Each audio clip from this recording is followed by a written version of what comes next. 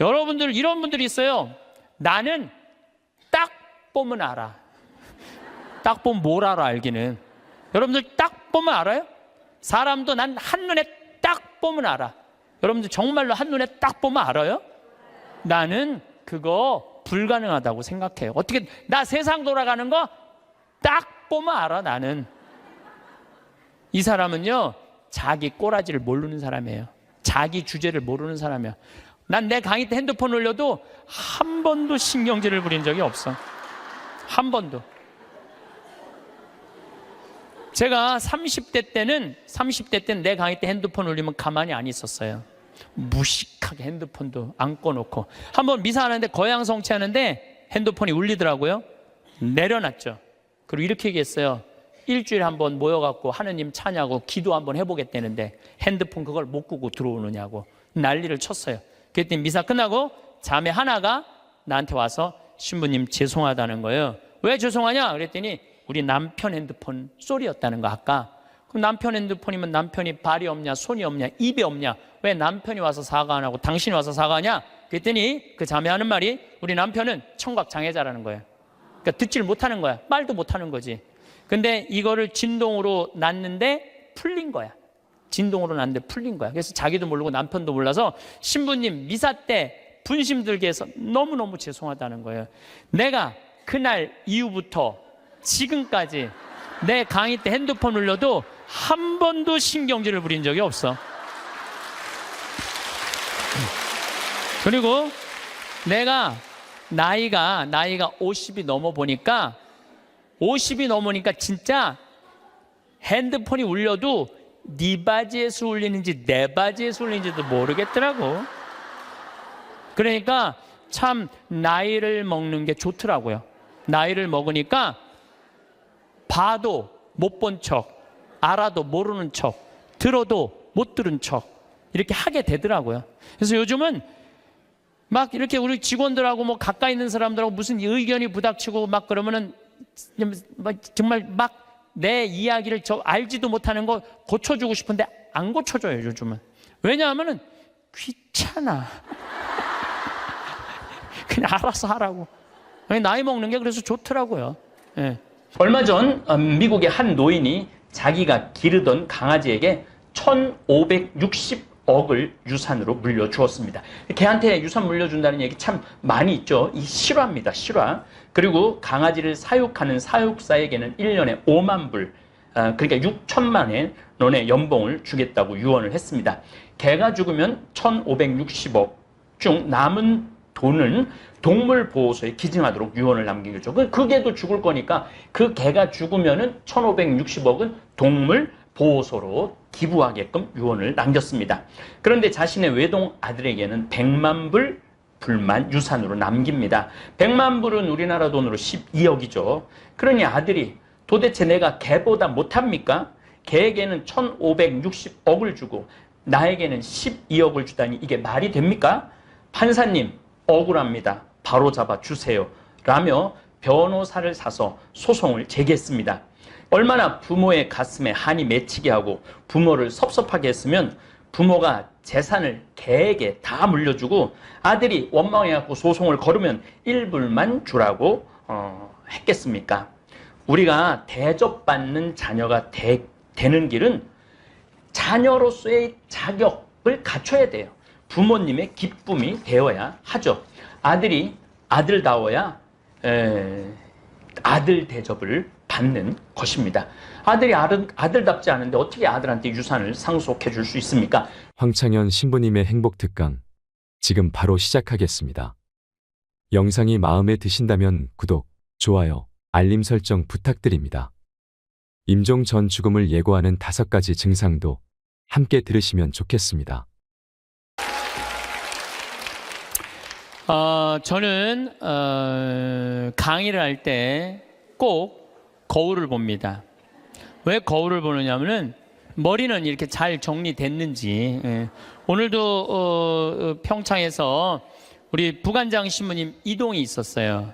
그래서 부관장 신부님 오시는 거 맞이하고 이 인천까지 오는데 굉장히 멀더라고요. 그래서 누워서 잠을 차 안에서 자는데 머리가 막 눌리는 기분이 막 들더라고. 그래서 보니까 다행히 머리가 좀 덜 눌려갖고, 만약에 내가 머리가 막 이렇게 떴으면 여러분들 기분이 어떨 것 같아요? 내가 막 강의할 때. 가끔 방송에 보면은 신부님들이 그러는 경우가 많아요. 이렇게 머리가 떠서 이렇게 강의하는 신부님들이 있더라고요. 그러면은 강의 내용 안 들어와. 뜬 것만 보여, 뜬 것만. 그리고 저는 정말 강의할 때 제일 중요하게 여기는 게 뭐냐면은 바지에 자꾸 올라갔는지. 이걸 제일 중요하게 여겨요. 왜 제일 중요하게 여기느냐 하면, 만약에 내가 바지에 자꾸가 내려가잖아요? 그럼 여러분들 눈은 여기 와 있어요. 눈은 여기 와 있어. 그리고 머리는 무슨 생각이냐면, 저 신부님 바지에 자꾸 내려갔네. 큰일 났네 저. 내 강의 하나도 귀에 안 들어와요. 무슨 얘기냐면은, 남 앞에 나설 때 내 자신을 점검하는 일은 아주 중요한 일이에요. 비단 저만 그런 게 아니죠. 여러분들도 마찬가지예요. 여러분들도 남 앞에 나설 때 거울 보세요, 안 보세요? 파마는 잘 유지됐는지, 얼굴에 이 분칠은 잘 곱게 잘 이렇게 잘 퍼져서 발랐는지 보시죠? 제가 2년 전에 어느 기관에 강의를 갔어요. 강의를 갔는데 거기 2년 동안 나를 초대하려고 그러다가 내가 2년 만에 시간이 맞아서 간 곳이에요. 딱 차에서 내리는데 나를 맞이하는 분을 딱 보면서 정말 나를 어마어마하게 기다렸구나, 한눈에 딱 알아보겠더라고요. 내가 왜 딱 한눈에 알아봤느냐 하면은 얼굴에 화장을 어마어마하게 했어. 얼굴에 화장을. 이 마스카라를 얼마나 말아 올렸는지, 눈이 막 뒤집어지려고 그래. 마스카라를 얼마나 말아 올렸는지. 입술에 루즈를 얼마나 진하게 발랐는지 몰라요. 근데 문제는 입술에 루즈를 이렇게 발랐는데 선을 잘 그렸으면 아무 문제가 없는데, 바빴는지 선이 살짝 올라왔어. 이렇게 2시간이었는데 1시 반에 가서 커피 한 잔을 마시는데 30분 동안 대화를 하는데 아무 소리도 안 들리는 거야. 이것만 들리는 거야. 이것만. 2년이 지난 지금도 그분 생각을 하면은 아무 생각이 안 나. 이것만 생각이 나. 이것만.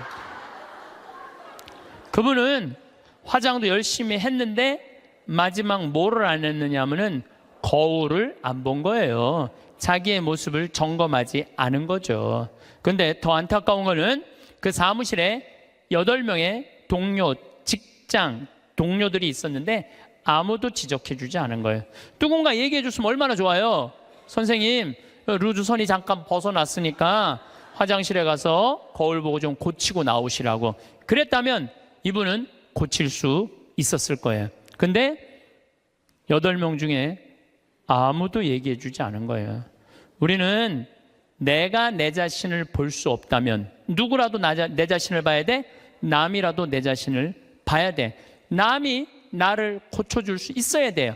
여기에 아주 중요한 게 있어요.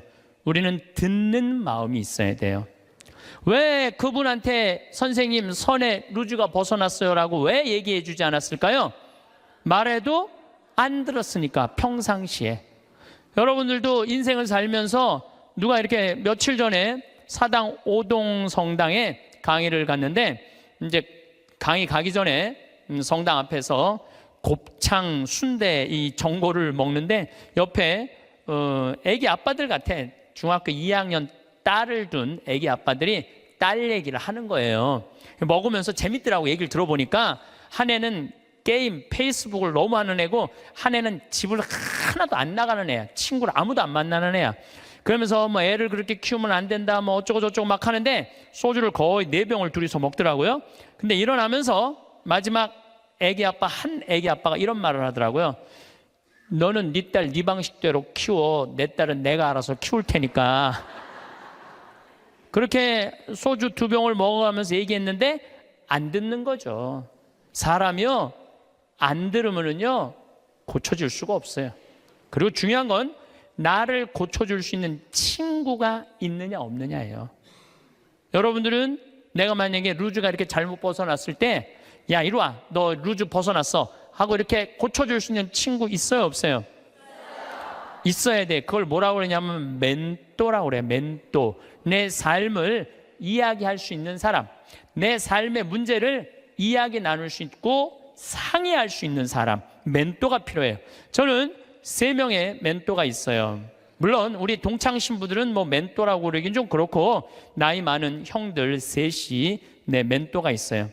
첫 형은 역시 신부님이죠. 나보다 3살 많아요. 근데 3살 많은 형인데 굉장히 영성적이에요. 영성적. 이분은 정말로 기도를 게을리하지 않는 분이에요. 언제나 기도를 참 열심히 하세요. 이분하고 이렇게 대화를 하다 보면은 우리 교회 평생 장애자들하고 장애자 사목을 하신 분이고, 신학교에서도 사회복지를 강의하신 분이에요. 이분 이번에 이제 안산 생명센터장으로 가셨는데 세월호에 249명의 학생이 죽었어요. 어른까지 304명이 죽었어요. 어른 55명, 학생 249명이 죽었어요. 그런데 그 안산에 가보니까 249명의 가족 중에 7명이 자살을 했다는 거예요. 너무너무 힘들으니까. 그러니까 이분이 하는 얘기가 뭐냐면은 그 한 사람이라도 살리는 게 사제가 할 일이라는 거예요. 그래서 이분하고 만나면은 그냥 저절로 영성적이 돼요. 대화를 하고 나면은 내가 피정한 기분이 들어. 근데 이 형님은 항상 나하고 이렇게 우리 집에 와서 잠도 자고, 나도 그 형님 집에 가서 잠도 자고 그러는데, 하루는 우리 집에 딱 오더니 딱 옷장을 열어보는 거예요. 옷장을 열어보더니 한마디 딱 하는 거예요. 황 신부, 옷이 양복이 너무 많으네. 예수님 이걸 원할까? 근데 한 대 맞은 기분이 드는 거예요. 왜냐하면 나는 뭐 봄, 여름, 가을, 겨울 1년 365일 강의를 하니까 양복이 봄에 뭐 몇 벌, 여름에 몇 벌, 겨울에 몇 벌, 이렇게 한 10벌이 넘었어요. 그런데 많다고 나한테 혼을 내더라고요. 여러분들 인생에 있어서는요, 나를 혼내줄 사람이 필요해요. 나를 혼내줄 사람이 없으면은요, 나는 아나 무인이 되는 거예요. 그걸 보고 내가 양복을 다 나눠줬어요. 다. 아까도 말씀드렸잖아요. 작년에 잠비아 가면서 양복 3벌 입으면서. 그래서 내가 근데 이제 다 나눠줘갖고 한 3-4벌로 딱 줄였는데, 할머니들이 방송에 내 양복 한 번도 안 바뀐다고, 부산에서 져서 올리고 서울에서 져서 보내줘갖고 다시 12벌이 됐어, 양복이. 그래서 이거 안 되겠다. 양복이 많아지는 건 어쩔 수 없는데 양복을 아예 갈아입질 말자. 그래서 한 달에 한 번씩만 딱 입고 다니기로 이제 내가 나하고 한 거예요. 근데 내가 그 형님 집에 가서 잠을 자는데 자기 침대를 꼭 내줘요. 그리고 자기는 바닥에서 자요. 응접실 바닥에서. 그래서 형 침대에서 자. 그랬더니 아니야, 너는 전국에 강의하는 신부고 나는 이렇게 편안하게 있으니까 하루 여기서 바닥에서 자도 돼. 그래갖고 내가 이제 방에서 잠을 자는데 뭐 하여튼 우연찮게 뭐 벽의 문제 때문에 옷장을 열었는데 양복이 딱 2벌밖에 안 걸려 있더라고요. 나하고 너무너무 다른 거죠. 그래서 내가 그분이 나한테 그런 얘기를 할 때 그냥 기분 나쁜 게 아니라 저절로 반성이 돼. 나 자신을 돌아보게 되는 거죠. 한 2주 전, 이제 뭐 거의 한 3주 전 정도 되죠. 어떤 자매가, 나를 아주 끔찍히도 아끼는 자매가, 신부님 평창 며칠 전에도 영하 15도까지 내려갔거든요. 보통 한 20도 내려가, 20도. 신부님 그 평창 추운데 잠바, 따뜻한 잠바 하나 신부님 위해서 샀다는 거예요. 밤에 이제 이렇게 받아갖고 그냥 쫄르쫄르 들어왔죠. 근데 전화가 왔어. 신부님, 거기 그거는 수선을 하려고 그러면 그 영수증이 있어야 되니까 그 옷에 이렇게 붙어 있는 거 띄지 마시고 그 보관하세요. 버리지 말고. 그래갖고 집에 들어와갖고 그걸 딱 보는데 가격표가 마침 있더라고. 안 그래도 궁금했는데 보니까 165만 원짜리야. 165만 원짜리. 어쩐지 딱 입는데 느낌이 다르더라고. 근데 저는 2가지를 생각했어요. 첫 번째는 내가 전국에 다니면서 그냥 평범한 우리 교우들한테 강의하는데 165만 원짜리 옷 입고 다니면서 행복을 과연 이야기할 수 있을까? 그 생각을 첫 번째 했어요. 2번째는 그 형 생각이 났어요. 항상 장애자들하고 사는 그 형, 양복 2벌, 맨날 까만 거, 이 색 저 색도 아니야, 까만 거 입고 다니는 그 형 생각이 났어요. 그 형이 이걸 보면은 나한테 뭐라고 그럴까? 못 입겠더라고요. 마음에는 너무 들었는데 못 있겠더라고. 그래서 다음날 돌려줬어요. 그리고 이렇게 말했어요. 나를 죽이려면 이런 옷을 계속 갖다 줘라. 내 영혼을 죽이려면. 그러나 날 정말 사랑한다면은 이렇게 비싼 옷. 그리고 내가 그날 무슨 온천에 가갖고 보니까 밑에 막 세일하는 거 보니까 8만 원짜리 오리털 파카 많더라고. 8만 원짜리. 그래서 내가 얘기했어요. 내가 그 세일하는 데가 보니까 8만 원짜리도 많은데 왜 그렇게 비싼 걸 사서 줬느냐? 나한테 정말 선물하고 싶다면 8만 원짜리 해라. 그랬더니 어제 왔어. 택배로 8만 원짜리 3벌이. 어제 8만 원짜리 3벌이 택배로 왔더라고. 예, 예. 그런데 나를 제어해 줄 수 있는 멘토가 필요하다는 거예요. 또 내 멘토 한 분이 계셔요. 그분은 나보다 4살 많은 형인데 이 형은 철학적인 신부예요. 대화를 해보면 날밤 새요. 그런데도 시간 가는 줄을 몰라. 그럼 어쩜 저렇게 생각을 잘할까? 어떻게 저런 생각을 갖고 있을까? 어떻게 생각이 저렇게 깊을까? 이런 생각이 들어요. 그래서 그 형을 만나도 너무너무 좋아. 그리고 그 형도 나보다 나이가 많은 형인데 나를 혼내요. 예. 나는 혼내줄 수 있는 사람이 있다는 게 너무너무 좋아요. 또 한 형은 나보다 7살 나이 많은 형인데 이 형은 생각이 없는 신부예요. 그런데 이 형님하고는 아침부터 저녁까지 같이 있어도 지겹지가 않아요. 계속 재밌어요. 그러니까 신학교 때부터 친했지만은 같이 서품을 받아 나이만 많은 거지 신학교 때부터 지금까지 거의 30년의 세월 동안 같이 있으면서 한 번도 지겨웠던 적이 없어요. 같이 있으면 행복해. 지금도 잠깐 쉬는 시간에 벌써 전화 왔더라고. 다음 주 월요일 날 전심에 만나서 맛있는 거 먹자고. 제일 행복한 거예요. 만나면은. 그래서 언제나 시간을 함께 할 수 있고 즐거운 시간 함께 할 수 있는 내 멘토 신부 셋. 물론 우리 사랑하는 내 동창 신부들 많지만은 그런 멘토가 있다는 게 좋은 거죠. 여러분들도 오늘 가만히 생각해 보세요. 적어도 멘토 3명은 있어야 된다는 거예요. 근데 내가 지금 내 인생의 문제, 나를 혼내줄 수 있는 사람이 한 명도 없다면 여러분들은 실패할 확률이 많아요. 인생을. 나를 혼내줄 사람이 있어야 돼요.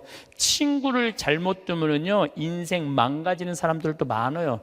최순실 같은 친구를 두면요 인생만 망가지는 게 아니라 나라도 말아먹을 수 있어요. 친구 잘못 두면은. 그래서 친구를 잘 둬야 되는데 아까도 말씀드렸지만은 듣는 마음이 있어야 돼요. 누가 나한테 얘기를 할 때 겸손되이 듣는 마음이 있어야 돼. 근데 우리 대통령께서는 누가 혼내줄 사람이 없었잖아요. 어렸을 때부터 누가 감히 그분을 혼을 내요. 중학교 2학년 때부터 경호원이 따라다녔다는데 그리고 내가 며칠 전에 어떤 분하고 식사하는데 자기 오빠가 이 서강대학에 같이 학교를 다녔대. 4년 동안 전자공학과 4년 동안 같이 한 교실에서 공부를 했는데 한 번도 말을 못 붙였대요. 경호원이 옆에 있어갖고. 하늘과 땅이잖아요. 하늘과 땅. 그러니까 혼내줄 사람도 없어. 친구도 없어. 그러니까 지금도 밥을 혼자 드신대잖아요. 그러면은요 이거는요 제대로 된 판단하기 쉽지 않아요. 사람은요 먹고 마시고 놀아야 돼요. 요거 꼭 기억하세요. 인생 실패하지 않는 유일한 길은 먹고 마시고 노는 거예요. 누구하고? 친구랑 먹고 마시고 놀 때 행복할 수 있어요. 신부님 참 팔자 좋은 소리. 먹고 마시고 돈이 있어야지 여러분들 꼭 비싼 거 사 먹어야지 먹고 마시고 놀아요. 떡볶이 지난번에 신당동 떡볶이 우리 5명이 갖고 3만 원 시켜갖고 맛있게 먹었어. 수다 떨면서. 중요한 거는 비싼 걸 먹는 게 아니에요. 아무리 싼 거라도 친구들이랑 어울려져서 먹고 마시고 놀아야죠. 인생 사람 돌아가는 거 알고 서로 눈치도 봐요. 친구들하고 어울려서 놀 때 여러분들 눈치 봐요 안 봐요? 눈치 봐요. 왜 내가 제 기분 나쁘게 말하면 제가 기분 나쁘면 눈치 봐요. 이런 말은 앞으로 하지 말아야 되겠다. 쟤랑 놀으려면은 누가 또 싫은 소리 해. 그때 막 신경 주고 싸워. 그럼 나중에 외로워져. 싫은 소리도 참을 줄 알아. 그러면서 사람이 어우러져면서 먹고 마시고 놀 때 사람이 되는 거예요. 근데 아무도 안 만나고 혼자 지내는 사람은 다 외롭게 돼 있어요. 다 이상하게 가게 돼 있어요. 그래서 나는 어렸을 때부터 성당 형들이랑 맨날 먹고 마시고 놀았어. 그래서 나는 눈치가 빤해. 딱 보면 내가 여기 낄 때다 안 낄 때다 금방 알아요. 근데 중학교 2학년 때부터 경호원 옆에 평생 있었던 우리 대통령께서 눈치 볼 일이 없잖아요. 눈치 볼 일이 하나도 없잖아요. 눈치가 없어. 지금도 내가 보기에는 눈치 있으면 벌써 내려왔지. 눈치가 없어. 상황 파악이 안 되는 거죠. 그래서 여러분들 친구가 아주 중요한 거예요. 소크라테스는 뭐라고 그랬어요? 너 자신을 알라고 그랬죠. 우리가 내가 어떤 사람이냐, 내 모습, 쉽게 말해서 내 꼬라지를 아는 건 중요해요. 내 꼬라지가 어떤지, 내 모습이 어떤지. 그 안데르센이라는 덴마크의 동화 작가가 있어요. 여러분들은 잘 아는 동화를 썼어요. 벌거숭이 임금님이라는 동화. 근데 이게 영어면 뉴클로스야, 새 옷이야. 임금님의 새 옷이라는 동화를 썼는데 이 내용은 이래요. 임금님이 평상시에 옷 입고 자랑하기를 참 좋아하던 임금님이야.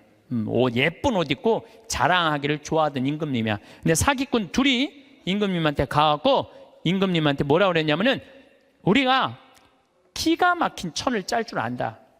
근데 이 천은 어떤 신비한 천이냐 하면 바보 눈에는 안 보인다. 바보 눈에는. 그러냐? 임금이 지혜롭다고 생각을 했으니까 좀 돈도 주고 짜봐라. 그래서 이제 짜기 시작했어요. 임금님이 그 기가 막힌 천을 좀 보러 가야지. 근데 얘네들이 막 천을 막 짜는데 둘이서 배틀해서 천을 짜는데 안 보이는 거야. 근데 뭐라 그랬어요? 누구 눈에는 안 보인다고? 바보 눈에는 안 보인다 그러잖아. 그러니까 둘이서 막 짜면서 임금님이 천 기가 막히죠. 막 그러니까 임금님이 뭐라 그래요? 기가 막히다고. 기가 막히다고. 근데 이게 의심이 가는 거야. 그래서 신하들을 불러서 뭐라 그래요? 한번 보라. 그러니까 신하들도 딱 보더니 눈에 보여 안 보여? 안 보여. 근데 누구 눈에는 안 보여? 바보 눈에 안 보잖아요. 바보 신하 되기 싫으니까 뭐라 그래? 임금님 너무너무 멋있다고. 그래갖고 이제 일주일이 지나갖고 다 짰다고 입으라고 다 보이지도 않는데 입는 흉내를 다 내갖고 입었어. 퍼레이드를 하시라고. 퍼레이드를 하는데 온 백성이 그 얘기를 다 알고 있잖아요. 임금님 너무너무 멋있다고. 근데 꼬마의 하나가 우리 임금님 빨개 벗었네. 그래, 빨개 벗었네. 드러난 거죠.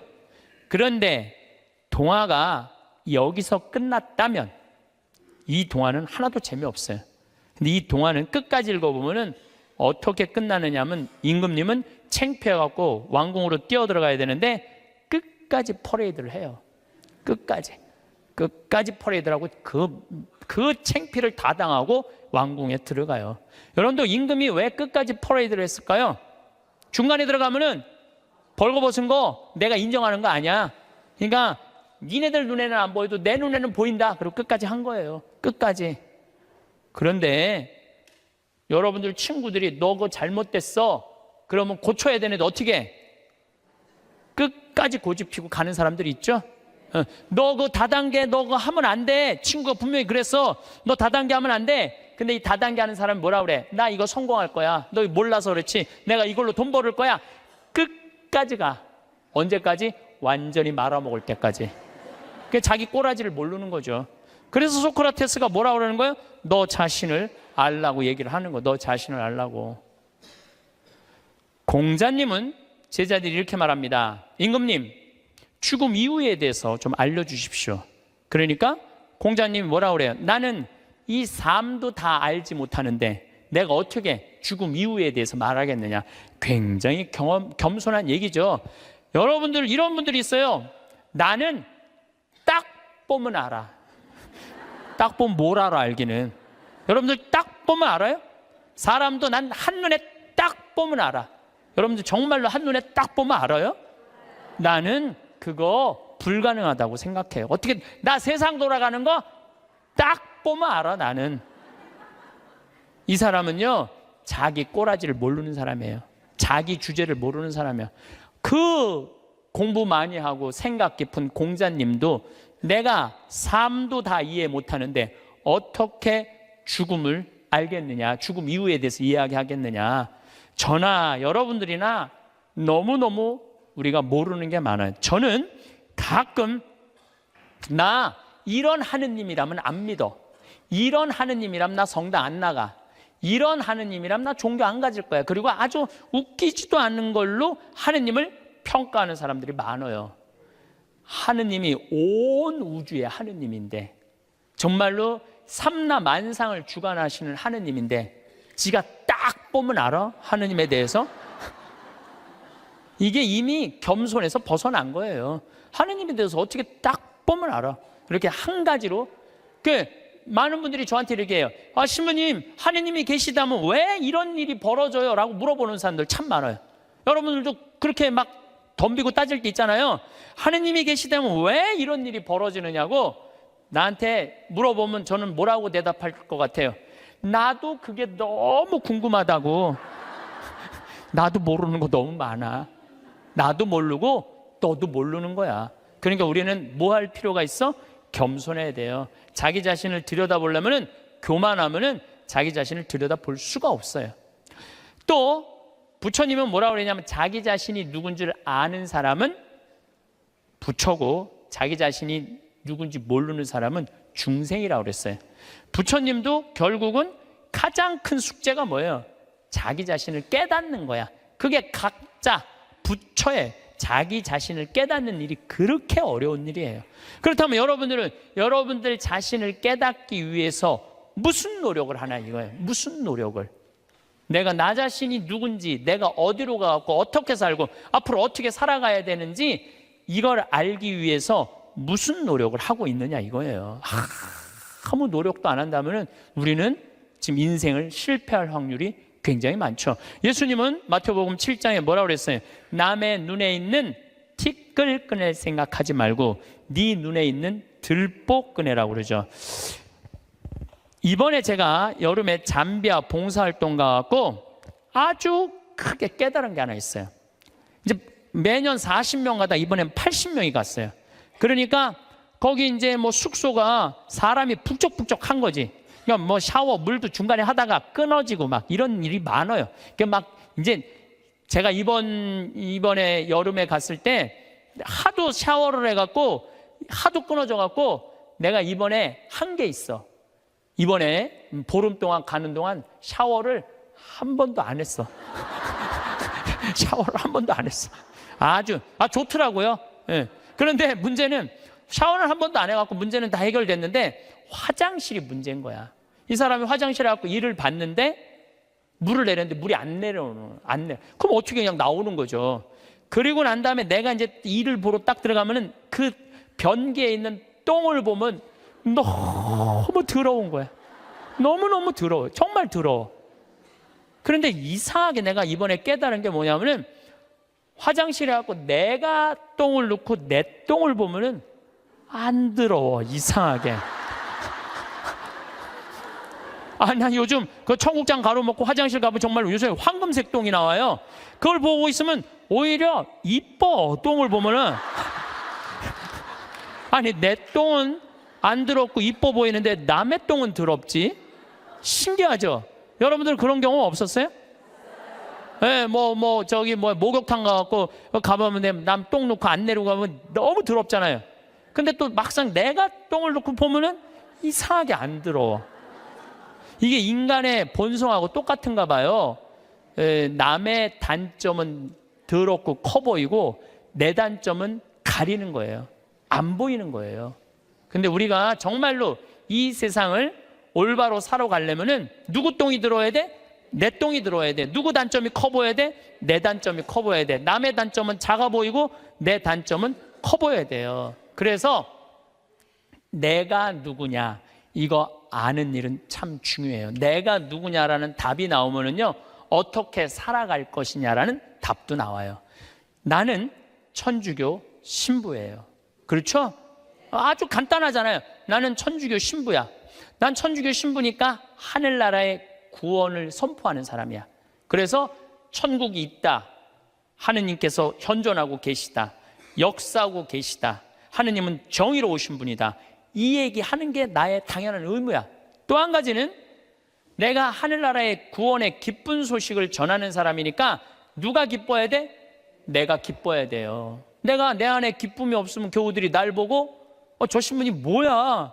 저 신부님한테 뭔가 기쁨이 있을 줄 알았더니 힘들다 그러고 짜증난다 그러고 그냥 사는 게 이제 죽었으면 좋겠다고 이러면은 여러분들은 나한테 와서 위로를 받을 수 있어 없어요?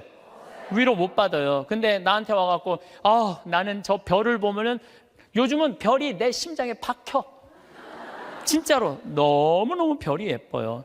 별도 예쁘고 새벽에 이렇게 미사를 올라가면은요, 이제 우린 6시니까 5시 한 반쯤에 올라가면은 진짜 깜깜하거든요. 밤에 보는 별보다 새벽에 보는 별이 더 이뻐 또. 그럼 너무너무 행복해. 내가 행복하다 그러면 저 신부님 참 별을 너무너무 좋아하시는구나. 나도 별을 좀 봤으면 좋겠다. 생태마을에 갔으면 좋겠다. 그런데 난 너무너무 힘들고 지겨워. 이러면 답이 안 나오는 거예요. 그러니까 내가 누구냐. 나는 또 천주교 신부인데 이번에 잠비아를 이렇게 갔을 때 대통령한테 땅을 1000만 평을 받았어요. 1000만 평을 받았는데 여의도 11배 큰 땅이야. 근데 나는 거기다 농업대학을 지으려고 마음을 먹은 거예요. 그래갖고 서울대학에 앞으로 10년 동안 매년 4명씩 석박사 가르쳐 주기로 했어요. 이번에 2명 입학을 했어요. 존하고 켈리 신부라고 공부 잘하는 신부들이야. 이태리어, 영어, 스페인어, 한국어까지 다 잘하는 신부들이야.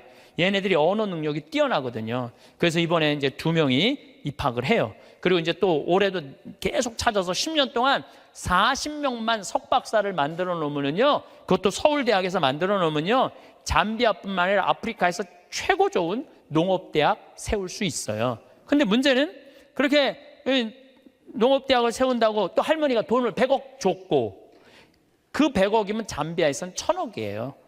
그러니까 왜 내가 100억이 1000억이냐면 거기는 한 사람 인건비가 한 달 8만 원이야. 8만 원.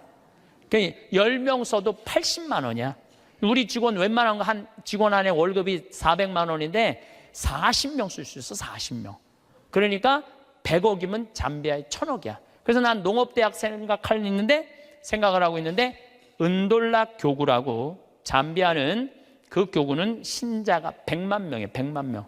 잠비아는 신학생이 480명인데 신학교가 없어요. 기숙사가 없어. 신학교는 있는데. 그래갖고 뭐 제대로 교육이 안 돼 있어.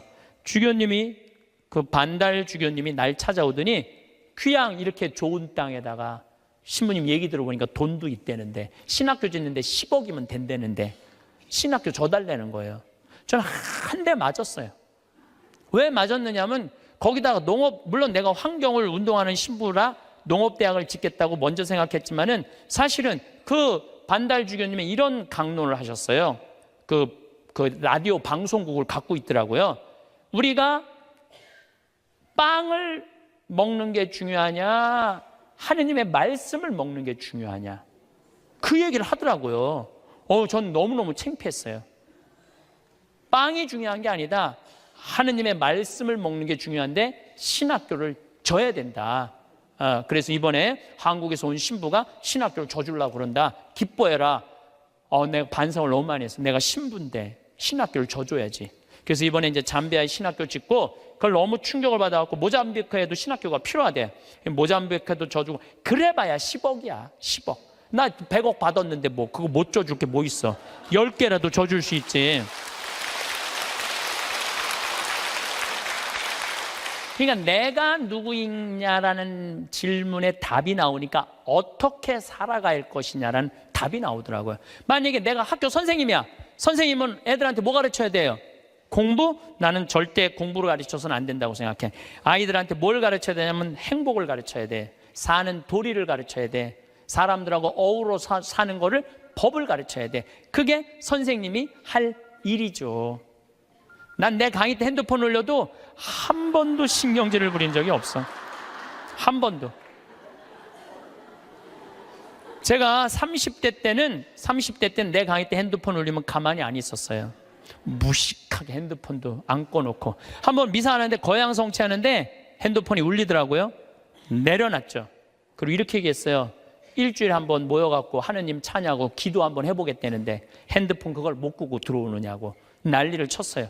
그랬더니 미사 끝나고 자매 하나가 나한테 와서 신부님 죄송하다는 거예요. 왜 죄송하냐? 그랬더니 우리 남편 핸드폰 소리였다는 거 아까. 그럼 남편 핸드폰이면 남편이 발이 없냐, 손이 없냐, 입이 없냐? 왜 남편이 와서 사과 안 하고 당신이 와서 사과하냐? 그랬더니 그 자매하는 말이 우리 남편은 청각 장애자라는 거예요. 그러니까 듣지를 못하는 거야. 말도 못하는 거지. 근데 이거를 진동으로 놨는데 풀린 거야. 진동으로 놨는데 풀린 거야. 그래서 자기도 모르고 남편도 몰라서 신부님 미사 때 분심 들게 해서 너무너무 죄송하다는 거예요. 내가 그날 이후부터 지금까지 내 강의 때 핸드폰 울려도 한 번도 신경질을 부린 적이 없어. 그리고 내가 나이가 50이 넘어 보니까 50이 넘으니까 진짜 핸드폰이 울려도 네 바지에서 울리는지 내 바지에서 울리는지도 모르겠더라고. 한 4, 5년 전에 춘천 수무숲이라는 성당에 강의 갔어요. 수무숲이라는 성당에 강의 갔는데 막 강의 시작하는데 핸드폰이 막 울리더라고요. 그래서 내가 얘기했죠. 나는 내 강의 때 핸드폰 울려도 한 번도 신경질 부린 적이 없다고. 그런데도 계속 핸드폰이 울리더라고. 근데 기분이 이상해. 보니까 내 바지에서 울리는 거야. 내 바지에서.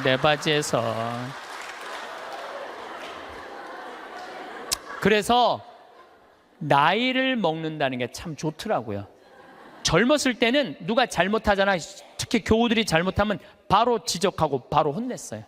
정말 30대 때는 성체 영화로 나올 때 왼손이 위에 올라가고 오른손이 밑으로 내려가야 돼. 그래서 뭘로 영해야 돼? 오른손으로 영해야 돼요. 근데 막 교우들이 오른손이 올라오면은 무슨 손으로 영하게 돼? 왼손으로 영하게 되면 이거 불경스러운 거잖아요.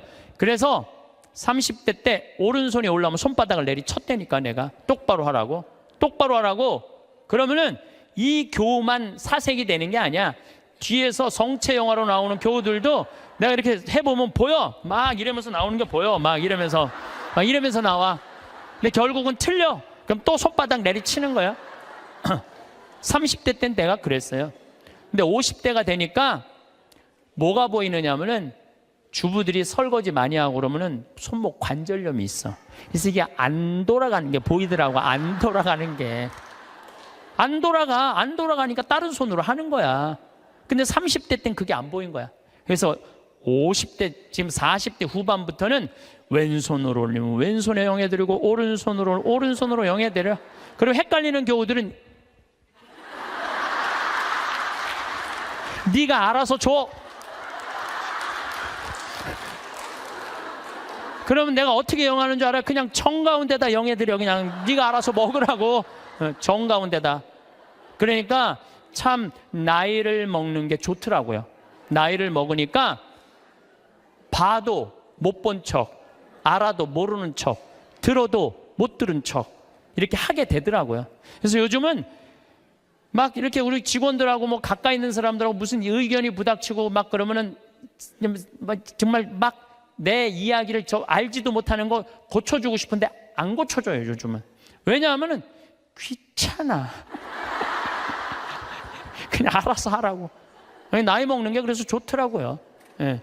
어쨌거나 내가 신부다. 그럼 어떻게 살아야 되는 게 나와. 내가 학교 선생님이다. 어떻게 살아야 되는 게 나와. 내가 경찰이다. 나 요즘 대한민국 경찰들 너무 마음에 들어요. 왜냐하면 촛불 시위 100만 명 모였을 때 물론 위에서 명령이 떨어지면 어떻게 할 수 없겠지만 최대한 국민을 보호하려고 그러잖아요. 여러분들 100만 명이 모이는데 지금 8차까지 나와 있는데 한 번도 폭력 없이 이렇게 하는 건요, 이건 기적이야. 기적. 정말로 대단한 거예요. 그 사람들이 모이면 으쌰으쌰하고 막 미국 애들 조금만 모이면요 깨고 난리도 아니에요. 유럽도 마찬가지. 이거는 상상도 못할 수 있는 일이야. 경찰은 뭐 하는 사람들이야? 나쁜 사람 붙잡고 국민들 보호하는 거 아니야. 내가 만약에 재판관이야. 그럼 옳고 그름을 판단해 주는 사람이 재판관 아니에요. 그러면은 재판관이 뭐 이 상황 할 거 없이 정의로우면은 옳고 그름을 판단해 줄 줄 아는 사람이 재판관이야. 내가 누구냐라는 답이 나오면은요, 행동하는 건 하나도 어렵지 않아요. 만약에 내가 대통령이야. 그러면은요, 이건 진짜 많이 물어봐야 돼요. 내가 대통령이라 하면 5천만 명의 생명을 쥐고 있는 거야. 저는 요즘 이렇게 방송을 보면서 제일 안타까운 건 뭐냐 하면 지금 수출 안 돼, 국민들 뭐 1,500조 빚 있어, 깡통 전세 나와, 가게 막 무너져. 정말로 너무너무 힘들어요. 지금 온 똑똑한 사람들이 모여갖고 이 난관을 어떻게 극복해 나가야 되느냐, 이거 머리 맞대고 회의하기도 바쁜데, 내가 안 받았다, 나는 안 그랬다, 난 보톡스 안 맞았다, 이걸로 온 나라가 한 달 아니고 2달 아니고 6달을 이거 앞으로도 이럴 거 생각하면요, 막 억장이 무너져요. 억장이 참 답답해요. 만약에 내가 대통령인데 애들이 지금 어른까지 300명이 지금 빠져 죽어. 그러면 머리할 시간이 어디 있어요?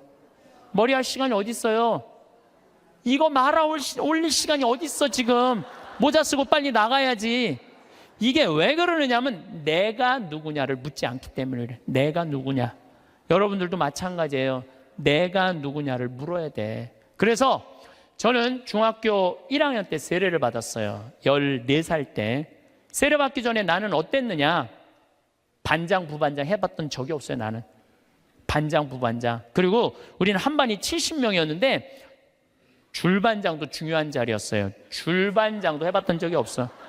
나는 우등상 한번 타봤던 적 없는 사람이에요. 예. 그리고 성격은 진짜 지랄 맞았어요. 까칠한 거 뭐 말할 것도 없고. 그래서 만약에 내가 밥을 먹다가 신경질이 나잖아요. 난 숟가락 그냥 던졌어요. 숟가락, 젓가락. 밥그릇도 많이 던졌어요. 밥그릇도. 그래서 어머니가 그 밥풀, 누나가 밥풀 이렇게 주워 담았던 거 생각나. 일단 던지고 숟가락, 밥그릇 던지면 일단은 그거 다 하고 나면 나는 안 죽을 만큼 두들겨 맞았어요. 안 죽을 만큼. 예. 어떨 땐 상도 들러 엎었어요. 상도. 어렸을 때 내 기억나. 신경질 나면은 하고 싶은 대로 다 했어. 초등학교 2학년 때 이건 진짜 아주 잊을 수 없는 일이야. 너무너무 신경질이 났어. 근데 밥 먹을 때가 아니었나 봐. 문을 딱 열었는데 뭐 던져야 되는데 아무것도 없는 거야. 던져야 되는데 근데 마루에 마침 뭐가 있었느냐면 요강이 있었어. 요강이. 우리 가족이 다 있었어요. 그때 내가 어떻게 했어요? 그 초등학교 2학년 애가 요강을 발로 찼어. 발로 차갖고 이제 시멘트 바닥에 딱 떨어져갖고 깨지면 난 죽는 거야. 어머니한테 맞아 죽는 거야. 그런데 정말로 발로 찼는데 요강이 딱 시멘트 바닥에 떨어지면서 굴르기 시작하는 것도 딱 쓰는데 온 가족이 정말로 어이가 없으니까 다 웃더라고요. 하도 어이가 없으니까. 근데 그 얘기를 어머니가 지금도 해. 우리 가족이 지금도 해. 너 어렸을 때 요강 찬 거 생각나느냐고. 예, 너라고는 이제 안 그래도 신부님 어렸을 때 요강 차는 거 생각나느냐고. 그렇게 까칠했어요. 그런데 내가 중학교 1학년 때 세례를 받으면서 어마어마한 거울을 만난 거예요. 예수 그리스도라는 거울을 만났어요. 예수 그리스도라는 거울을 딱 보는데 내가 한심하게 이럴 데 없더라고요. 남을 배려할 줄도 모르고, 아까도 말씀드렸지만 인내할 줄도 모르고, 남을 사랑할 줄도 모르고, 아무것도 할 줄 아는 게 없더라고요. 예수님은 사람을 사랑하겠다고, 나를 사랑하겠다고 그 고통스러운 십자가를 지셨는데 나는 내 손에 하나도 안 보려고 그러고 살았던 거예요. 안 질라고, 누구한테도 안 질라고. 그렇게 살았던 내 자신이 기가 막히더라고요. 그래서 저는 내 똥이 더러운 걸 알기 시작했어요. 내 똥이 더럽더라고요. 그래서 만약에 지금 초등학교 때 성격 지금도 갖고 있었다면 이렇게 이 자리에서 강의 못하죠. 내가 변했기 때문에 이 자리에서 강의할 수 있는 거지, 변하지 않았다면 누가 여러분들 그냥 강의만 잘한다고 교우들이 나를 찾고 평창까지 오겠어요? 와갖고 오면 내가 맨날 신경질 부리면 누가 오겠어요? 맨날 반짝반짝 웃으니까 오는 거지. 반짝반짝 웃으니까 오는 거지. 그래서 나에게는 예수 그리스도라는 거울이 나를 비추기 시작했어요. 정말 많이 나를 비춰주셔. 지금도 오늘도 예수님 생각 많이 했어요. 예수님 참 정말로 우리를 끔찍하게도 사랑하시는 분이구나. 우리가 상상하는 것 이상으로 우리를 사랑하고 계시고 온 삶으로 당신은 우리를 사랑하셨구나, 이런 생각이 참 많이 들어요. 그러니까 그 예수님을 보고 난 15살에 사제가 되기로 결심을 해요. 지우학한 거죠. 그 신학교 들어가고 공부 정말 많이 했어요. 많은 분들이 저한테 신부님 어쩌면 모르는 게 없어요. 모르는 거 많아요. 그런데 내가 그래도 많이 아는 이유 중에 하나가 책을 1000권 이상 읽은 것 같아. 신학교 때 지우학해갖고 공부한 거죠. 서른에 신부가 됐어. 31입이라고 그래. 신부가 돼서 잘 살 것 같았는데 내 인생에 가장 많은 실수를 했을 때가 30대예요. 핸드폰 오면 신경질 부리고 성체면 손바닥 내리치고, 사람 만나도 정말 사람으로 못 만나고, 저 사람 나한테, 부자들 특히 그때는 부자 좋아했어. 30대 때는. 왜? 저 사람이 날 좀 도와줬으면 좋겠다. 근데 참 이제는 이제 그런 일은 절대 없어요. 30대 때 부자들이 나한테 와서 이런 얘기 참 많이 했어. 신부님 저거 땅 팔리면은 내가 정말로 신부님 밀어줄게요. 그래서 같이 밥도 먹고 어디 여행도 같이 가는데 왜 이렇게 땅이 안 팔려? 그래서 내가 깨달은 진리가 뭔지 알아요? 부자 땅은 안 팔린다. 그리고 이 교회는 부자가 움직이는 게 아니야. 가난한 교우들이 움직이는 거야. 그게 40대 돼서 교우들의, 가난한 교우들이 이 교회를 유지하는 걸 40대 돼서 알았어요. 30대 때는 몰랐어. 40%이라고 그래. 40. 유혹이 없는 나이야. 40이면은. 그래서 내가 40에 정말로 이제 욕심이 없어진 나이가 40이에요. 50이 지천명이야. 지천명이라는 건 뭐냐면 하느님의 뜻을 아는 나이야. 여러분들 49까지는 세상에 관심이 많았다면 50부터는 어디에 관심 많아야 돼? 하늘나라에 관심 많아야 돼. 여기 있는 분들은 다 이제 세상은 끝났어. 세상 공부는. 세상 공부 끝난 거야. 이제 무슨 공부해야 돼? 하늘나라 공부해야 돼. 62순이라고 그래. 60이면은 귀가 편안한 나이야. 누가 내 욕을 해도 화가 나지 말아야 돼. 또 화가 나지 않은 것뿐만 아니라 이 세상 이해 못 되는 게 없어야 돼. 다 이해가 돼야 돼. 그 정도로 여러분들은 공부를 많이 해야 된다는 얘기예요. 근데 지금 이해되는, 난 저게 이해가 안 되네. 그럼 나이를 헛먹기 시작하는 거예요. 이해가 돼야 돼. 70 종심소욕 불육이라고 그래. 70에 마음 가는 대로 따르면은 법에 어긋남이 없어야 돼. 70 먹은 할머니들은 하느님이 하는 행동하고 똑같아야 돼. 할머니가 하는 행동이. 근데 70 먹은 할머니들 그냥 잔치집에 가고 부친 게 맛있다고 그냥 꼬쟁이에 그냥 싸갖고. 늙으려면은 곱게 늙어야 돼요. 늙으려면은. 그래서 나는 과연 어느 단계냐 잘 생각해야 돼요. 나는 공부를 할 생각을 갖고 있고 뜻을 세웠고 이젠 욕심이 없고 하늘의 뜻을 알고 정말 이해 안 되는 게 없고 내가 하는 행동이 하느님이 하는 행동과 똑같은가, 이런 단계에 내가 지금 가고 있는가 잘 돌아봐야 돼. 그러려면 뭐 해야 되느냐면 공부하셔야 돼요. 여기 60대신 분들 앞으로 60년 더 살아요. 남은 60년 사람답게 살고 곱게 늙어가려면 어떻게 해야 돼? 공부해야 돼요. 사실은 오늘 이 강의는 평화방송에 6시간 녹화해놨어요.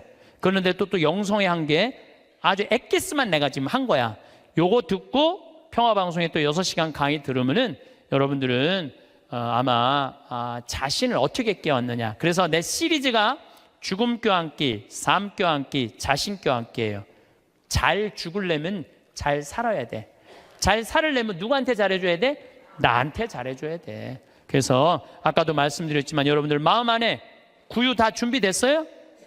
예수님이 탄생할 구유 다 준비됐어? 그러면 이 예수님 이번 성탄에 마음 안에 탄생하기를 바라겠습니다. 나는 내 강의 때 핸드폰 울려도 한 번도 신경질을 부린 적이 없어. 네, 오늘 신부님 이렇게 오셨는데 제가 조금 시간을 미사 때문에 어쨌든 즐겁고 행복한 시간 되시기를 바라겠습니다. 감사합니다.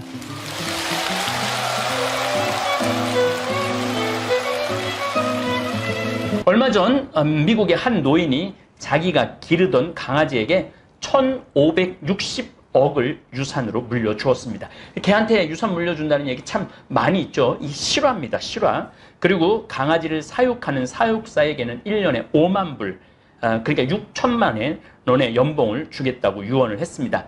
개가 죽으면 1,560억 중 남은 돈은 동물보호소에 기증하도록 유언을 남긴 거죠. 그 개도 죽을 거니까 그 개가 죽으면은 1,560억은 동물보호소로 기부하게끔 유언을 남겼습니다. 그런데 자신의 외동 아들에게는 100만 불 불만 유산으로 남깁니다. 100만 불은 우리나라 돈으로 12억이죠. 그러니 아들이 도대체 내가 걔보다 못합니까? 걔에게는 1560억을 주고 나에게는 12억을 주다니 이게 말이 됩니까? 판사님, 억울합니다. 바로 잡아 주세요. 라며 변호사를 사서 소송을 제기했습니다. 그 젊은이에게 판사가 묻습니다. 젊은이, 1년에 몇 번이나 아버지를 찾아 뵈었는가? 아들은 말이 없었습니다. 젊은이, 아버지가 돌아가시기 전 아버지가 즐겨 드신 음식은 아는가? 아들은 말이 없었습니다. 젊은이, 아버지 돌아가시기 전 전화는 몇 번 했는가? 아들은 말이 없었습니다. 대답을 못합니다. 입이 있어도 할 말이 없었습니다. 그때 판사가 아버지가 돌아가시기 전에 찍어 놓은 비디오를 틀었습니다. 근데 이 아버지가 이제 마지막 유언, 제가 가끔 얘기하죠. 여러분들 비디오로 유언해 놓으라고. 장례하는 날, 맑은 날, 흐린 날, 비 오는 날 이렇게 해갖고 비 오는 날 내 장례에 찾아와줘서 고맙다고 그 장지까지 갈 동안 하라고 제가 얘기했죠. 이 할아버지도 똑같았던 것 같아요. 비디오를 녹화를 해놓고 돌아가신 거예요. 근데 딱 아버지가 나타나갖고 이제 비디오에서 이런 말을 하는 거죠. 내 재산 1560억을 내 사랑하는 개에게 물려주고 사육사에게는 매년 6천만 원씩 주고 내 아들에게는 100만 불을 유산으로 물려줍니다. 혹 아들이 이에 대해 불평을 하거든 아들에게는 1불만 물려주세요. 그리고 판사가 자네에게는 1불을 상속하네라고 땅땅땅 내리면서 판결을 내렸습니다. 이 이야기는 실화입니다. 얼마나 부모의 가슴에 한이 맺히게 하고 부모를 섭섭하게 했으면 부모가 재산을 개에게 다 물려주고 아들이 원망해갖고 소송을 걸으면 1불만 주라고 했겠습니까? 우리가 대접받는 자녀가 되는 길은 자녀로서의 자격을 갖춰야 돼요. 부모님의 기쁨이 되어야 하죠. 아들이 아들다워야 아들 대접을 받는 것입니다. 아들이 아들답지 않은데 어떻게 아들한테 유산을 상속해 줄 수 있습니까? 우리는 하느님을 아버지로 모시고 살고 있죠. 그 하느님을 아버지로 모시고 사는 우리들은 하느님의 아들다워야 돼. 하느님의 아들답게 살아야 돼요. 그래야지 우리가 유산을 물려받을 수 있습니다. 1560억을 물려받은 개는 주인에게 충직한 개로서 주인의 마지막 죽음도 함께 했기에 반려견으로서 대접을 받은 것입니다. 저도 문수라는 개를 10년째 키우고 있습니다. 너무너무 제가 이뻐하고 사랑하는 개입니다. 꼭 10년 전 이맘때 전라도 여수 문수동 성당에 강의 갔을 때 정말로 이가 제대로 안 나왔던 애기였어요. 애기. 이 주인이 없는 어린 강아지를 이 먼 평창까지 데리고 와서 10년째 키우고 있습니다.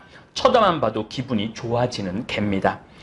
가끔 저를 비난하고 헐뜯고 모함하는 사람들도 있는데 사실 그 사람들보다 문수가 더 좋은 건 어쩔 수 없는 것 같습니다. 다시 말해 사랑받으려면 사랑받을 자격을 갖춰야 한다는 말입니다. 지금 대한민국의 자식들은 부모님에게 할도리를 하지 않고 부모님 재산만 노리는 자식들도 많습니다. 뉴스에 계속 나오죠.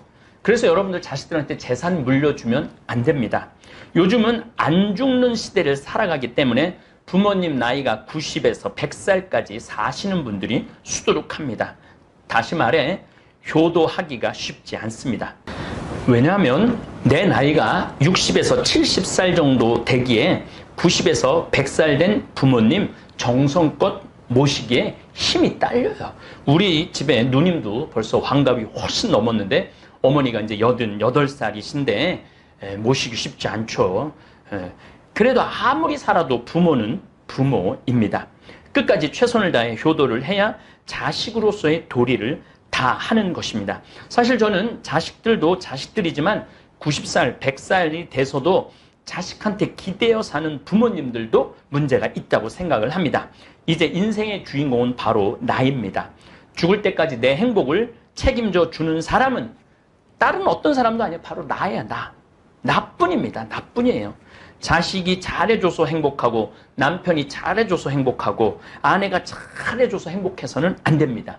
내 행복을 자식한테 떠넘기면 안 돼요. 내 행복을 남편한테 떠넘기면 안 돼요. 내 행복을 아내한테 떠넘기면 안 돼요. 남이 잘해줘야지 행복한 건 그건 정말 너무 의타적인 행복이죠. 그냥 내가 행복하게 살면 됩니다. 내가 갈비 먹고 싶을 때 자식이 사줄 때까지 기다리면 안 됩니다. 허송세월 보내다가 외로이 죽어갈 뿐입니다. 내가 갈비 먹고 싶으면 내가 가서 사 먹으면 됩니다. 누구 돈으로? 내 돈으로 사 먹어야 합니다. 남의 돈으로 사 먹지 말고 내 돈으로 사 먹어야 합니다. 냉면 먹고 싶어도 자식이 큰아들이 사줄래나 둘째 아들이 사줄래나 셋째 아들이 사줄래나 기다리지 마세요. 그냥 가서 여러분들 주머니에 있는 돈으로 가서 사서 드세요. 요즘 뭐 긴급 재난 지원금도 국민들한테 전부 다 줬다 그러죠. 저는 뭐 그 세금으로 다시 해갖고 쓰라고 안 찾았는데 이장님이 전화를 해갖고 그거 찾아서 써야지 나라 경제가 돌아가는 거라고 또 읍에서도 또 연락이 또 왔어요. 편지가 와서 빨리 찾아가라고. 참 좋은 나라예요. 20만 원 그거 나오면은 그거 가지고 냉면 사서 드시면 돼요. 참 이 세상에서 나에게 갈비 제때 냉면 제때 사줄 사람은 나뿐입니다. 그래서 여러분들 행복의 주인공은 나라는 거 잊지 마시기 바랍니다. 어쨌든 이제 효도 얘기하다가 여기까지 나왔습니다. 겨우 1달러밖에 상속받지 못한 아들은 아들 자격이 없는 사람이었습니다. 오늘 예수님께서 12제자를 파견하시고 제자가 해야 할 일과 자세에 대해 말씀하십니다. 다산 정약용 선생님께서 목민심서를 쓰시는데 목민관이 지녀야 할 덕목을 알려주었듯이 예수님께서도 제자들이 복음을 선포하면서 지녀야 할 덕목을 알려주십니다. 우선 거저받았으니 거저주라고 말씀하십니다. 지금도 강론 원고를 쓰고 있는데 세관에서 전화가 왔습니다. 미국에서 저에게 $10,000를 보내와서 확인차 전화했다고. 제가 예수님의 제자라는 단 한 가지 이유로 $10,000를 보내왔습니다. 제가 거저 받았으니 아프리카에 거저로 우물을 파줄 수 있는 것입니다. 만약 제 전대에 금도, 은도, 구리돈이 가득하다면 세상 사람들은 저에게 돈을 보내주지 않을 것입니다. 제 주머니에 금도, 은도, 구리돈도 없기 때문에 많은 분들이 마음 편안하게 저에게 돈을 보내주는 것입니다. 만약 제가 보내주신 돈을 제 주머니에 차곡차곡 쌓아서 내 통장을 만들어 모아놨다면 아무도 저에게 기부하지 않을 것입니다. 저는 지금 현재 제 통장에 한 350만 원 있습니다. 사제생활 28년 살았는데 그 돈을 제대로 모으지 않았죠. 다 써버렸어요. 제 신념은 그달에 번 건 그달에 다 쓰자가 제 신념이에요. 그거 남겨놨다가 어느 순간 날아갈 줄 모르거든요. 그러니까 그달에 번 건 그달에 그냥 쓰는 거죠. 저는 요즘 이 복음의 말씀 신비를 거의 완벽하게 누리고 사는 사제로 살고 있습니다. 아무것도 없으니까 너무나 많은 돈이 들어와요. 저에게 100억, 200억을 기부하시는 분들도 있고 그분들에게 제가 간호대학 짓고 고아원 짓고 고등학교 짓고 신학교 지어서 눈으로 직접 확인하게 해주기 때문에 그분들은 그 엄청난 돈을 기부하고도 기쁨에 넘쳐 흐른다고 얘기를 해요. 신부님, 내 인생의 가장 행복한 순간은 신부님한테 돈 100억 기증하고 난 다음부터 자기는 자유를 찾았다는 거예요. 사람은 비움의 철학을 할 줄 알아야 합니다. 쌓아두기만 하면 그곳은 반드시 썩어 나도 못 쓰고 너도 못 쓰고 죄악으로 물들어 버리는 경우가 대부분이에요. 제 짧은 삶을 이렇게 뒤돌아보면은 아예 돈이 없을 때는 죄질 일도 없어요. 돈이 없으면 고민할 일도 없어요. 이제 뭐 우리 정도 나이 되면은 돈이 뭐 5천만 원, 1억 정도 있을 수 있죠. 그럼 그거를 주식을 사야 되느냐, 땅을 사야 되느냐, 건물을 사야 되느냐, 어디다 묶어놔야 되느냐, 또 누가 또 급하게 돈 꿔달라고 그러면 또 이것도 꿔줘야 되느냐. 별 불편함이 다 있잖아요. 근데 저는 뭐 돈 없으니까 혹시 누가 나한테 돈 꿔달라고 해도 나 이거 한 300만 원밖에 없는데 그냥 아주 편안한 거예요. 아주 마음이 편안하죠.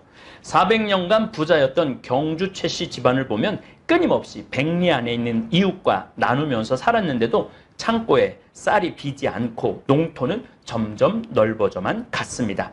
일제강점기 때는 독립자금으로 내어놓고 결국에는 전 재산을 대구 영남대학에 기증하고 모든 재산에서 손을 탈탈 털었습니다. 지금도 대한민국 국민의 사랑을 받는 경주 최씨 집안입니다.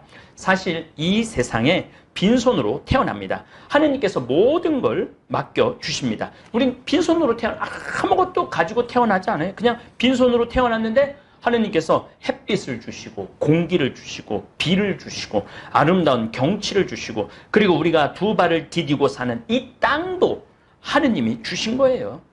여러분들 이 땅 공짜로 이거 밟고 다니는 거 이거 보통 큰 은총 아닙니다. 제가 사는 60년, 70년 지구에서 살면서 빌려 쓰다가 그냥 제자리에 놓고 가는 것이 인생입니다. 그러니까 빈손으로 와서 공수래, 공수거라고 그러잖아요. 빈손으로 와서 빈손으로 가는 게 우리 인생이에요. 우리가 누리는 모든 것을 거저 받았습니다. 어떤 노력도 하지 않고 그냥 받았어요. 햇빛도 그냥 받고 오늘 아침에 그 햇빛 이렇게 한 30분 쬐고 앉아 있는데 뭐 다리도 따뜻한 게 너무 좋더라고요.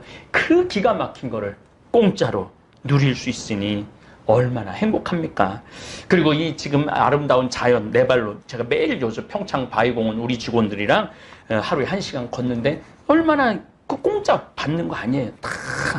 그래서 우리가 누리는 모든 것을 거저 받았습니다. 어떤 노력도 하지 않고 하느님께서 주신 거예요. 그러니 거저 받았으니 거저 주라는 예수님의 말씀은 진리입니다. 그리고 내가 가진 재물이나 명성이나 인기도 다 시간이 지나면 사그라들게 되어 있습니다.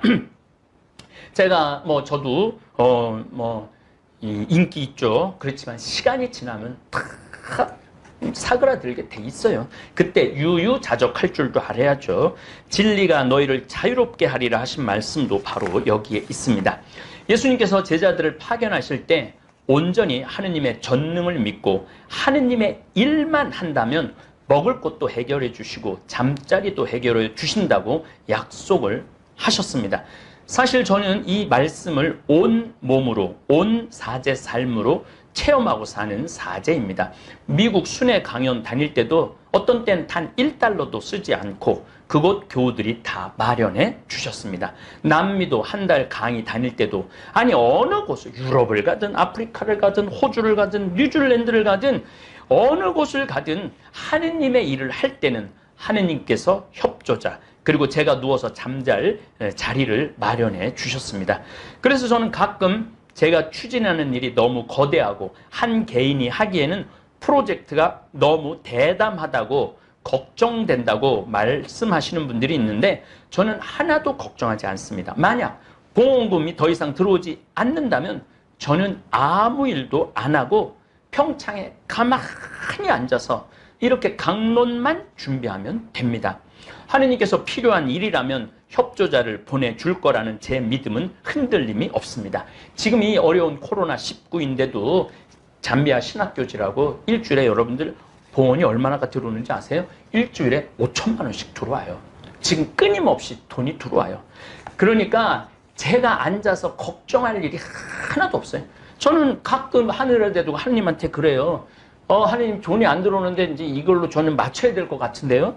그렇게 하면은 당신이 필요할 줄 알면은 사람들의 마음의 변화, 성령께서 변화를 일으켜 세워서 이제 잠비아 신학교도 이제 곧 개교를 한다고 그래요.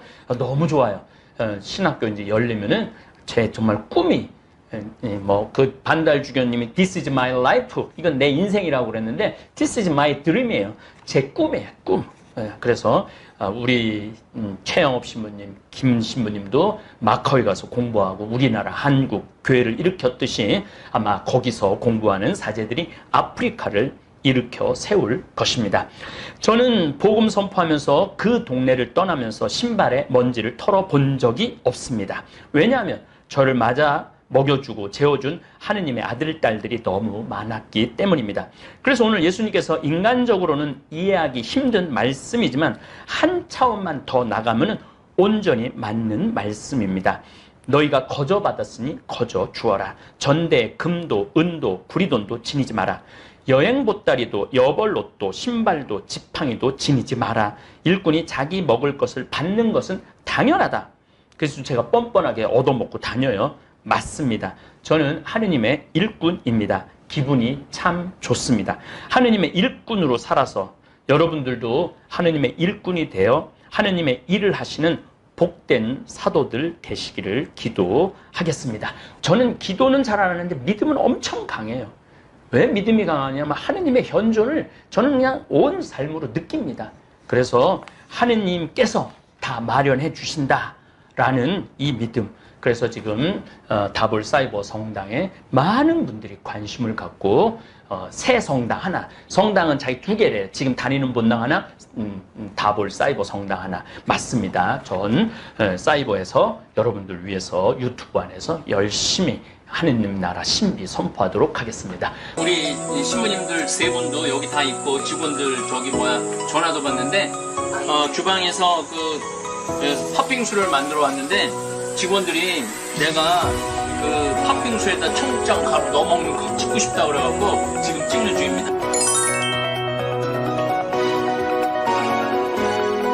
여기는 제가 초특강 강의 준비도 하고 자료도 찾고 또 매일미사 강론 원고도 치고 직원들하고 일하는 사무 공간입니다. 청국장 가루 한번 넣어서 먹어. 진짜 맛있는지 내가 한번 먹어볼게.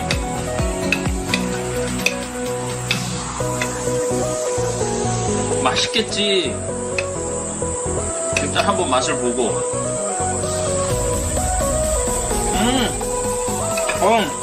맛있네. 진짜 맛있는데? 그냥 맛있는 게 아니라 진짜 맛있습니다. 그래서 이 청국장 가루를 많은 경우 된장찌개 마지막에 해서 넣어서 드시는 분들도 있고 라면 끓여 먹을 때도 마지막에 청국장 가루를 넣어서 이렇게 섭취한다고 그러세요. 또 어떤 분들은 그 야채 샐러드 할 때도 이 청국장 가루 넣어서 이렇게 드시는 분들도 생활 안에 여러 가지 방법으로 해서 드신다고 합니다. 우리 직원들이 팥빙수를 만들어 갖고 왔는데 넣어서 먹어보니까 맛있네요. 전혀 이질감 없습니다. 여러분들도 팥빙수 드실 때 한번 해보세요. 아주 맛있습니다. 오늘은 조금 무겁고 현실적인 이야기를 나눠볼까 합니다. 인간이라면 누구도 피할 수 없는 한 가지가 있지요. 우리 모두는 언젠간 늙고 병들어 죽게 마련입니다. 죽음을 떠올리는 것을 금기시하는 우리는 죽음의 맨얼굴을 애써 보지 않으려 하다가 부모나 배우자, 자식처럼 가까운 사람을 잃고 나서야 허둥지둥 죽음에 관해 생각합니다. 그러나 그것도 잠시 산 사람은 살아야 한다며 또다시 현재에만 집중하지 하지만 우리 대부분은 호스피스 병동의 환자처럼 결국엔 임종실의 주인공이 될 것입니다. 이처럼 우리 모두는 언젠가 죽음을 맞이해야 하고 사랑하는 이와의 영원한 이별을 준비해야 합니다. 사실 그보다 더 힘든 것은 죽음의 순간 작별 인사도 하지 못하는 것일 텐데요. 인간이 세상을 떠나기 전 때가 왔다는 것을 알 수 있다면 얼마나 좋을까요? 스스로 삶을 마무리하는 시간을 가질 수도 있고 사랑하는 사람의 마지막 순간을 지킬 수도 있을 것입니다. 인생이라는 웅장한 공연의 커튼이 내려가는 그 순간 여러분과 저는 무엇을 뜨겁게 느끼면서 육체와 이별하게 될까요? 임종 직전 대부분의 사람들에게 나타나는 공통점이 있다고 하는데요. 그래서 오늘은 임종 전 일어나는 대표적인 6가지 증상에 대해 살펴보려고 합니다. 오늘의 영상 끝까지 시청하시고 인생의 마지막 여정을 위한 해안을 얻으셨으면 좋겠습니다. 바로 시작하겠습니다. 우선 첫 번째로 수면 시간에 변화가 생깁니다. 길게는 약 한 달에서 짧게는 일주일 전부터 수면 시간은 평소보다 길어지고 깨워도 별 반응을 하지 않습니다. 사의를 내리자고 잠깐 가족의 얼굴을 알아본 뒤 다시 깊은 잠에 빠져들기도 합니다. 마치 혼수 상태처럼 잠만 자는 것이 특징인데요. 보통 사람은 잠을 잠으로써 몸이 회복되는 작용이 일어나지만 임종 전 환자는 몸이 회복되는 것이 아니라 대사가 서서히 느려져 체내의 장기 기능이 떨어지고 있다는 것을 의미합니다. 또 갑자기 이상한 말을 하기도 하며 이유 없는 공포감을 드러내기도 하는데요. 항상 의식에 반응이 없는 것은 아니기 때문에 의식이 명료할 때 하고 싶은 대화를 미리 해두는 것이 좋습니다. 두 번째는 피부가 변합니다. 임종 전의 피부 변화는 종종 발생할 수 있는 현상 중 하나입니다. 주로 다음과 같은 양상으로 나타날 수 있습니다. 첫째, 차가운 피부. 임종에 접어들면서 혈액 순환이 감소하고 체온이 떨어지면서 손과 발, 얼굴 등이 특히 차가워질 수 있습니다. 둘째, 천진 및 발색 변화. 피부의 진피와 표피의 경계가 더욱 뚜렷해지고 피부가 창백해질 수 있습니다. 혈액 순환이 감소하면서 발색 변화가 나타납니다. 셋째, 수족 부종. 종종 임종 전에는 신부전이나 체내 액체 이동의 변화가 생길 수 있어서 손과 발이 부어오를 수 있습니다. 넷째, 건조한 피부. 신체 대사가 감소하면서 피부가 건조해지는 것이 일반적입니다. 각 단계가 진행됨에 따라 피부가 푸르스름해 보이는 청색증이 나타나기 시작합니다. 임종 전 대표적인 증상 세 번째는 정신이 맑아집니다. 죽음에 다다르면 오히려 정신이 맑아지고 뚜렷해지는 모습을 보이는 경우가 여럿 있습니다. 보통 이런 현상은 노화로 죽음을 맞이하는 노인들에게서 많이 발견되는 증상입니다. 이런 경우 제 기능을 하지 못하던 뇌도 순간적으로 제 기능을 해서 전에는 바로 옆에 있어도 잘 알아보지 못하던 가족들을 알아보고 초점을 잃었던 눈에도 힘이 생깁니다. 이런 상황에서 보통 어르신들은 가족들과 인사를 나누고 유언을 하시기도 합니다. 이럴 때 종종 힘있고 뚜렷한 눈으로 천장이나 창밖을 계속해서 주시하는 경우가 많다고 합니다. 네 번째는 호흡이 변합니다. 보통 임종 과정에서 나타날 수 있는 호흡은 체인스톡 호흡이라고 합니다. 임종이 다다르면 숨을 몰아쉬고 또 잠시 멈췄다가 또 몰아쉬는 경우가 반복됩니다. 이런 경우 보통 임종 과정에 가까웠다고 보게 되고 자연스럽게 숨을 쉬지 못하고 목의 근육이나 턱, 가슴 근육 이런 것들을 많이 사용을 해서 숨을 쉬는 모습을 보입니다. 또 가래 끓는 소리가 나기도 하는데요. 죽음을 앞둔 사람은 가래를 삼키지도 뱉어내지도 못하게 되면서 목에 분비물이 쌓이게 됩니다. 따라서 숨을 쉴 때 가래 소리가 납니다. 영어에서는 죽음의 딸랑이라고 이를 뜻하는 단어가 있을 정도로 대표적인 임종의 신호이기도 합니다. 다섯 번째는 식욕 감소 및 갈증이 생깁니다. 임종 전 증상으로 며칠 몇 주 동안 많은 사람들은 음식과 음료에 대한 욕구가 감소하는 것을 경험하는데 거식증으로 알려진 이러한 식욕 부진은 신체 쇠퇴의 자연스러운 부분입니다. 몸이 필요한 것만 받아들이고 필요하지 않은 것은 배출합니다. 또 입이나 목이 건조해지고 입술이나 혀가 갈라지거나 침이 끈적끈적해집니다. 마지막 여섯 번째는 변실금이 생깁니다. 임종 전 환자는 소변색이 진해지고 양이 줄어들게 되는데요. 모든 근육의 힘이 서서히 풀리게 되면서 환자의 의지와는 상관없이 근육의 힘이 풀리기 때문에 변실금이 생기곤 합니다. 임종이 가까워질수록 대변의 양이 많아지고 반대로 혈압은 저하되어 소변의 양은 줄어들게 됩니다. 여러분 어떠신가요? 말씀드린 증상은 죽음의 접근과 더불어 몸과 정신의 변화를 나타내며 종종 죽음의 문턱에서 받아들임과 평온을 준비하는 과정으로 볼 수 있습니다. 의식이 없고 표현을 할 수 없을 때를 대비해서 의식이 있을 때 가족분과 소중한 사람들에게 충분히 전할 말을 하셔야 후회가 남지 않습니다. 요양병원에서 간호사로 20년째 일하고 있는 김미옥 씨는 수많은 죽음을 목격하면서 깨닫게 된 경험이 있다고 하는데요. 한 어르신은 폐렴으로 오랜 병상 생활을 하셨다고 합니다. 고령의 이 할아버지는 죽음이 문턱에 있었는데도 불구하고 아무도 어르신을 찾아오는 사람이 없었다고 합니다. 이 간호사가 수소문을 해보니 할아버지께서 젊은 시절에 가정을 돌보지 못하고 가족에게 지은 죄가 많으셨다고 합니다. 그래서 모든 인연을 끊고 혼자 사셨다고 하는데요. 이 어르신은 육체적으로 이미 돌아가실 시점이 지났는데도 불구하고 억지로 숨을 버티고 있는 느낌을 받으셨답니다. 가족을 수소문해 아내분이 찾아오셨고 아내분은 남편의 손을 꼭 붙잡고 내가 용서해 줄 테니 이제 편안히 가요라고 하니 그제야 할아버지는 눈을 감으셨다 합니다. 잘 죽으려면 잘 살아야 한다는 말이 있습니다. 그렇다면 잘 산다는 말은 무엇일까요? 용서를 빌어야 하는데 빌지 못했던 잘못들. 옆에 있는 사람에게 잘해주지 못한 것에 대한 마음이라고 마지막 순간에서 대부분의 사람들은 그렇게 말합니다. 모든 죽음은 슬픔이다. 하지만 슬픔 속에서 떠나더라도 우리는 죽음 직전까지 행복해야 합니다. 우리가 소중하게 간직해야 할 기억은 죽음이라는 끝맺음이 아니라 죽기 전까지 행복하게 살았던 시간입니다. 글을 쓸 때 첫 문장보다 마지막 문장을 먼저 생각하면 좋습니다.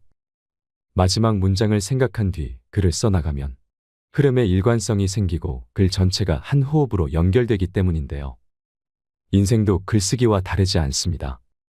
자신의 마지막을 응시하는 것은 삶의 일관성을 부여하는 일입니다. 살다 보면 순간순간 중요한 갈림길에 서게 됩니다. 그때마다 자신의 마지막을 상상하며 후회하지 않을 선택을 한다면 인생의 중요한 것을 놓치지 않고 살아갈 수 있습니다. 여러분, 모두 후회가 남지 않는 행복한 노후를 보내셨으면 좋겠습니다. 마지막으로 인생에 대한 좋은 글을 읽으면서 오늘의 영상 마무리하겠습니다. 무엇이 삶이고, 무엇이 늙음이고, 무엇이 죽음인가? 현재의 행복에 최선을 다함이 삶이요. 이러한 삶이 오래되어 편해짐이 늙음이요. 영원히 쉬는 것이 죽음이라면 틀린 말일까?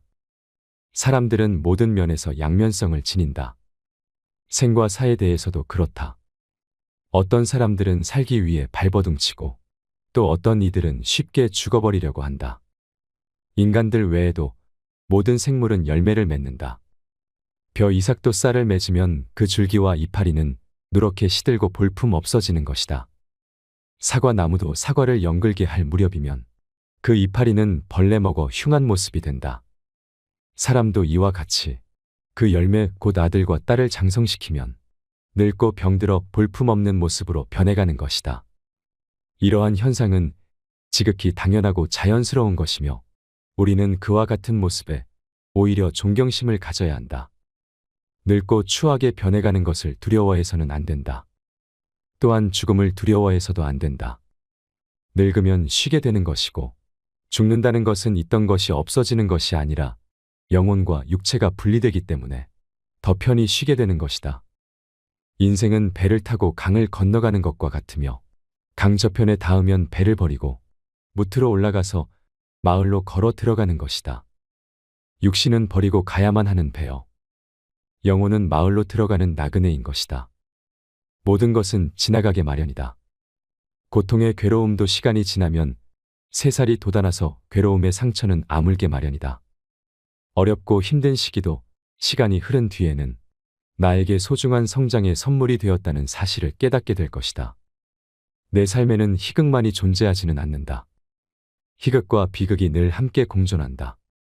나는 그것들과 함께 동행하면서 내 삶을 아름답게 꽃 피우다 때가 되면 소리 없이 지고 싶다. 이상으로 책틀맨이었습니다. 지혜를 쌓는 당신의 오늘이 아름답습니다.